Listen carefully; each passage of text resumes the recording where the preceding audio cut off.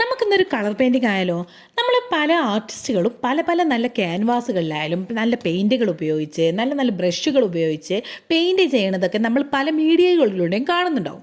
അപ്പോൾ അതൊക്കെ കണ്ട് പലരും ഇതുപോലെ എനിക്ക് ചെയ്യണം, പക്ഷേ ഇതുപോലെയുള്ള ക്യാൻവാസ് ഇല്ല, ഇതുപോലെയുള്ള പെയിൻ്റ് ഇല്ല, ഇതുപോലെയുള്ള ബ്രഷ് ഇല്ല, അതൊക്കെ അവരുടെ ഭാഗ്യമാണ്, എനിക്ക് ഇതുപോലെയുള്ള ലെക്കൊന്നുമില്ല, അതൊക്കെ അവർക്കുള്ളത്, എനിക്കിങ്ങനെയൊന്നുമില്ല, എനിക്കെന്താ ഇല്ല, ഇങ്ങനെ നെഗറ്റീവ് അടിച്ച് ഡാർക്ക് അടിച്ച് ഒരു സൈഡായി മൂലയൊക്കെ പോയി എന്തിനു വെറുതെ.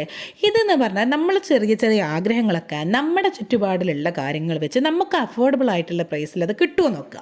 എന്നിട്ട് നമ്മൾ അനാവശ്യമായിട്ട് ചില കാര്യങ്ങളിൽ നമ്മൾ പൈസ ചിലവാക്കുന്നുണ്ടാവും. അതായത് നമ്മൾ ചിലപ്പോൾ മുട്ടായി വാങ്ങാൻ അങ്ങനത്തെ ചില കാര്യങ്ങളിൽ നമ്മൾ ചിലപ്പോൾ അനാവശ്യമായിട്ട് ചിലവാക്കണത് ആ ഒരു രൂപ നാണയമാണെങ്കിൽ ഈ ഒരു രൂപ കൊണ്ട് എന്ത് കിട്ടും എന്ന് ചിന്തിക്കുകയാണെങ്കിൽ ഈ ഒരു രൂപ 30 ദിവസം ഒരു രൂപ എടുത്ത് വെച്ചാൽ എന്താവും? 30 രൂപ ആയില്ലേ? ആ 30 രൂപയ്ക്ക് ഇതുപോലെയുള്ള കളർ പേരറ്റ് വാങ്ങാം. എന്നിട്ടൊരു A4 പേപ്പറോ എന്തെങ്കിലും ഒരു പേപ്പർ എടുക്കുക. എന്നിട്ട് നമ്മളുടെ ചിത്രങ്ങൾ നമ്മളെ മനസ്സിൽ എന്താണ് നമുക്ക് തോന്നുന്നത്, ഇതുപോലെ ചിത്രം വരക്കാൻ എന്തെങ്കിലും തോന്നുന്നുണ്ടെങ്കിൽ അതങ്ങ് വരയ്ക്കുക. ആരാ നോക്കാൻ, ആരാ പറയാൻ? നിങ്ങളൊക്കെ അപ്പോൾ ഒരു സന്തോഷം കിട്ടില്ലേ? ഞാൻ വരച്ചൊരു ചിത്രം ഇങ്ങനെ നോക്കുമ്പോൾ നമുക്ക് ഇഷ്ടപ്പെടും.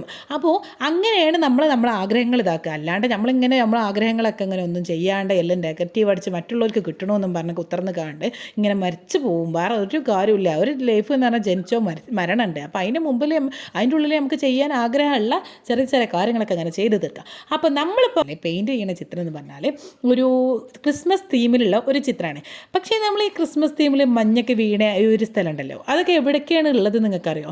ഈ Finland, Canada, Norway, Switzerland, Iceland ഇങ്ങനത്തെ ഒരു സ്ഥലങ്ങളിലാണൊക്കെയാണ് ഇതുള്ളത്.